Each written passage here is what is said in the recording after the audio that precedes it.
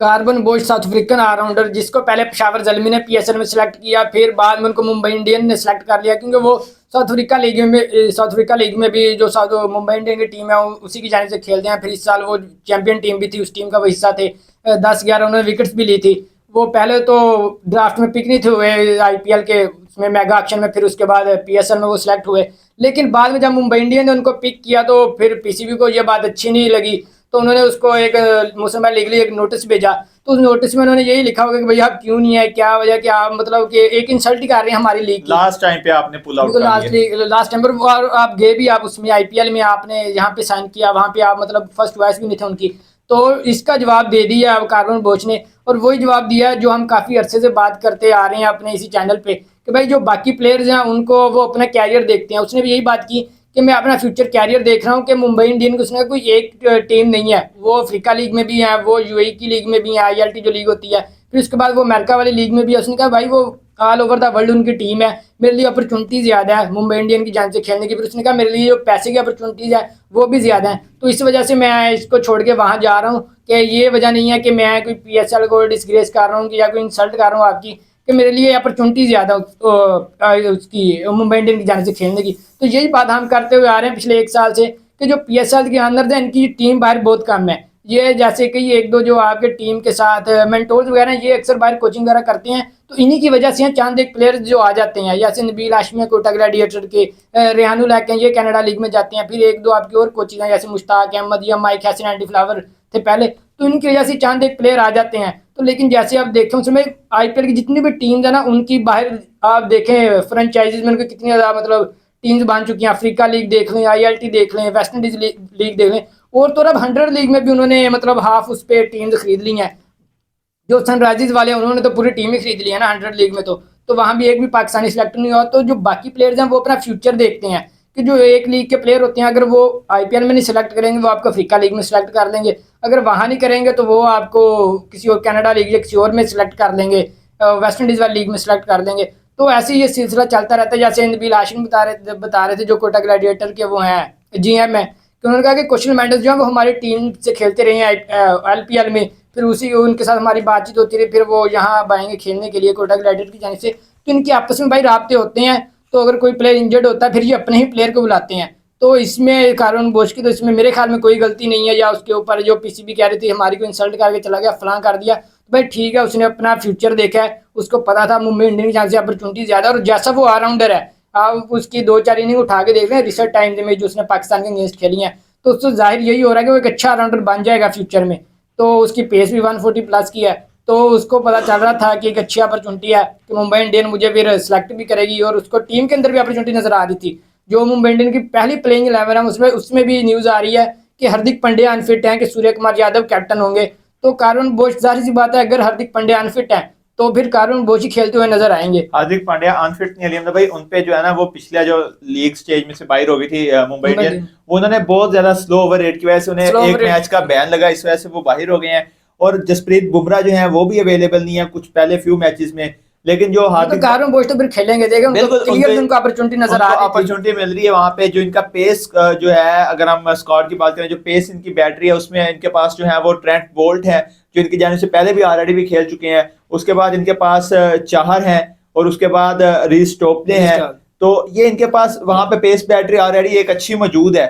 और अगर हम बात करें ऑलराउंडर्स की तो हार्दिक पांड्या है, कार्बन बुश इनके पास वहां पे। अगर हम बैटिंग की बात करें वहां पे रोहित शर्मा, स्पिनर इनके पास है कितने से, मुजीबुर रहमान, मिचेल सेंटनर, दोनों स्पिनर आप देख रहे हैं। मुजीबुर रहमान की तो तरीवा आप देखें खुद, वो कितना बड़ा मिस्ट्री स्पिनर है। अफगानिस्तान की टीम में उसकी जगह नहीं बन रही, क्योंकि उनकी टीम में वैसे नूर अहमद, राशिद खान, नबी खेल रहे होते हैं। उसके अलावा अगर आप देखें मिचेल सेंटनर की, तो आपने चैंपियन ट्रॉफी देखी है, चैंपियन ट्रॉफी में उसने इंडिया के अगेंस्ट जो बॉलिंग की, फिर पाकिस्तान के अगेंस्ट जो उसने बॉलिंग की है, 3-4 आउट कर गया था वो कराची की विकेट पे, फट्टा विकेट के ऊपर। तो वो तो फिर आपको पता है मिचेल सेंटनर भी खेलेगा। ऑलराउंडर मुंबई की टीम मुझे मुझे स्ट्रॉन्ग लग रही है। बैटिंग आप इनकी बताने लगे थे, इनकी बैटिंग के पास सारे तकरीबन 200 स्ट्राइक रेट वाले ही हैं भाई। कोच भी इनका जयवर्धने है जिसने कहा कि भाई हम पुराने चेहरों से ना नए गोल्स लेके आएंगे और हम इनको कंप्लीट करेंगे, कंप्लीट करेंगे उन गोल्स को।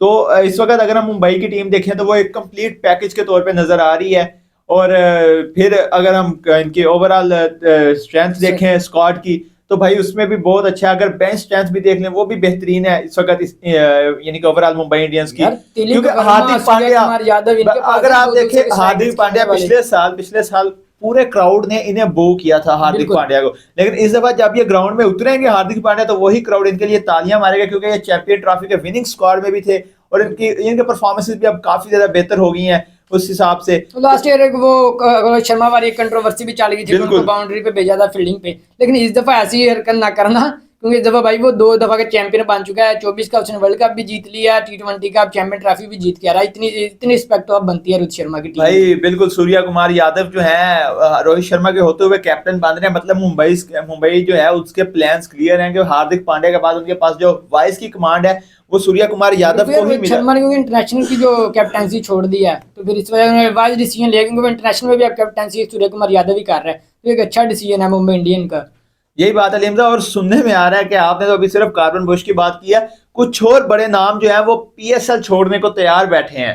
बिल्कुल उनके साथ बातचीत जारी है, जैसे इसमें मैथ्यू शार्ट शामिल है इस्लामाबाद के, फिर उसके बाद रैली मैरिडा से ऑस्ट्रेलियन फास्ट बॉलर, फिर उसके बाद अल्जारी जोसेफ जो पेशावर ज़ल्मी ने पिक किया था उनको सप्लीमेंट्री पिक में, वो भी शामिल है, लेकिन अल्जारी जोसेफ की मुझे समझ नहीं आई। चलिए मैथ्यू शार्ट का आप देख लेंगे, अभी जो उन्होंने पहला मैच ही खेला था और ऑस्ट्रेलिया की भाई जानिब से, ब्रेसवेल का भी नाम आ रहा है कि ब्रेसवेल की भी बातचीत चल रही है। बिल्कुल ब्रेसवेल का भी चलिए, आपने चैंपियन ट्रॉफी में भी उसकी परफॉर्मेंस देखी, पाकिस्तान वाली जो भी सीरीज हुआ T20 उसमें भी वो अच्छा परफॉर्म कर रहे हैं, कैप्टन भी है सीरीज में।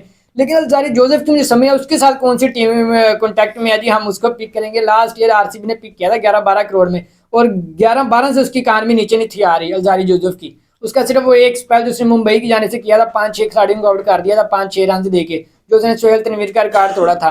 तो उसके अलावा उसकी कोई परफॉर्मेंस ही नहीं है। जलमी ने पता नहीं किस वजह से इसको पिक किया था, तो मेरा नहीं ख्याल जारी दो जाएगा या इसको कोई टीम इसके साथ कोई कॉन्टैक्ट वगैरह कर रही होगी। लेकिन मैथ्यू शार्ट और रैली मैरिडस के जाने के मोहसिन भाई चांसेस काफ़ी ज़्यादा हैं, क्योंकि इंडिया के अंदर आप देखें तो उनको पेस फैक्ट्री चाहिए होती है।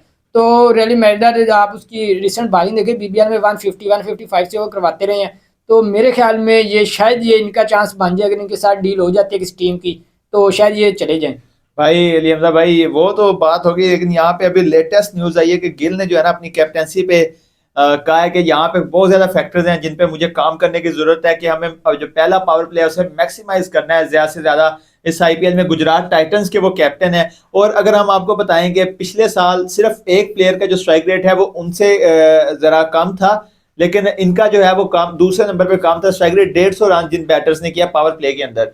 तो अलीना भाई आपको क्या लगता है कि ये, क्योंकि काफी ज्यादा टाइम लेके खेलने वाले प्लेयर हैं, तो यार ये अपनी गेम नहीं बदल सकते यार। यार देखिए थोड़ा सा इम्पैक्ट तो पड़ेगा इस दफा इनके साथ ओपनिंग कर रहे हैं जोस बटलर, जब आपके साथ एक बड़ा नाम बैटिंग कर रहा हूँ तो आपकी बैटिंग के ऊपर मुझसे जाहिर सी बात इम्पैक्ट तो पड़ता है। वैसे इनके साथ बैटिंग में आ रहे थे, साहा आ रहे थे या इनके स्क्वाड में थे मैथ्यू वेड थे इससे पहले, तो वो कोई इतने बड़े नाम नहीं थे ना, उनकी कोई ऐसी परफॉर्मेंस थी जिसकी वजह से शुभमन गिल भी या थोड़ा सा कोई ग्रेसिव वो खेलते, तो जाहिर सी बात है वो जैसे गुजरात की बैटिंग लाइनअप थी वो थोड़ा सा टाइम ले खेलते थे, फिर लास्ट में आके तवातिया और मिलर मारते थे। लेकिन इस दफा इनके स्क्वाड में मिलर नहीं होंगे, तो लेकिन इन्होंने जो है टॉप ऑर्डर में जोस बटलर को रखा है, और जोस बटलर के रखते हुए जाहिर सी बात है जो साथ वाले दूसरे एंड का प्लेयर है उसके ऊपर तो वैसे नहीं प्रेशर आता। अब जेसवाल को देख लें, जेसवाल और बटलर खेलते रहे हैं, जेसवाल ने जब अपना डेब्यू किया था राजस्थान से वो कभी भी किसी को भी नहीं था लगा कि वो इतना बड़ा प्लेयर बनेगा, लेकिन देखे जैसे जैसे वो बटलर के साथ खेलता गया उसके ऊपर से प्रेशर रिलीज होता गया।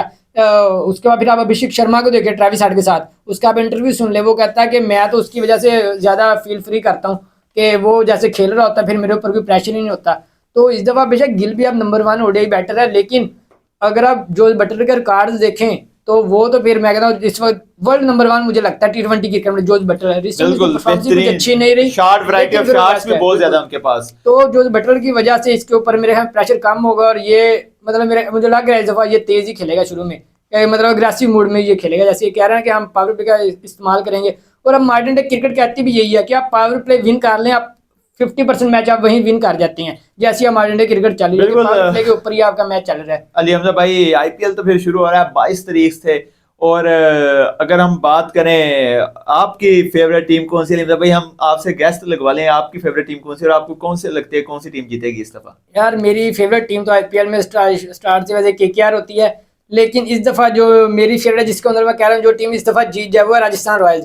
मतलब वो काफ़ी अच्छे से मतलब वो पहुँच रहे हैं क्वालिफायर राउंड तक, वहाँ पे आके वो हार जाते हैं, कभी थर्ड पोजीशन पे क्वालिफाई कर रहे हैं, कभी फर्स्ट पे, कभी फोर्थ पे, लेकिन वहाँ पे क्वालिफायर राउंड में वो आगे हार जाते हैं।